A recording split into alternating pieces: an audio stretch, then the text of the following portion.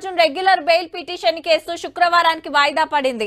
High court మధ్యంతర bail పై ఉన్న Allu Arjun regular bail కోసం నాంపల్లి కోర్టును ఆశ్రయించాడు. అయితే సంధ్య థియేటర్ దగ్గర తొక్కిసలాటకు హీరోనే కారణం. ఇప్పుడు బెయిల్ ఇస్తే సాక్ష్యాలను ప్రభావితం చేసే అవకాశం ఉందని ప్రభుత్వ లాయర్ వాదించారు. ఇరు వర్గాల వాదనలు విన్న తర్వాత జనవరి 3వ తేదీకి వాయిదా పడింది.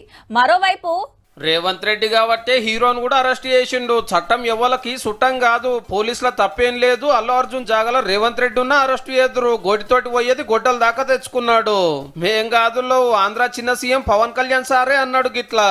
ఆమె చచ్చిపోయిందని తెలియంగానే హీరోనో డైరెక్టరో ప్రొడ్యూసరో వాళ్ళ ఇంటికి పోయి సారీ చెప్పి ఓదార్చేది ఉండే. అట్లా ఏకుంటే పొగరు అనుకుంటారు.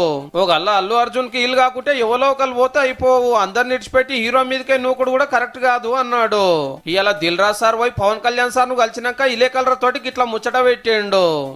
నా తప్పు లేదు, కానీ నేనున్న పరిస్థితులు నా ద్వారా జరిగింది కాబట్టి ఇది వాళ్ళ టీం చేసి ఉండాల్సి.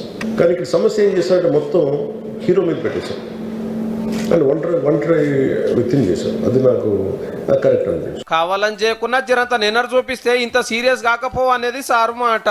కావచ్చు కూడా ఆమె కాలం చేసిన ముచ్చటే నాకు మర్నాటి దాకా తెలియదానే 3 రోజులకు వీడియో సందేశం పంపే. డైరెక్టర్ ప్రొడ్యూసర్లు కూడా గమ్మునున్నారు గంత ఘోరం జరిగితే.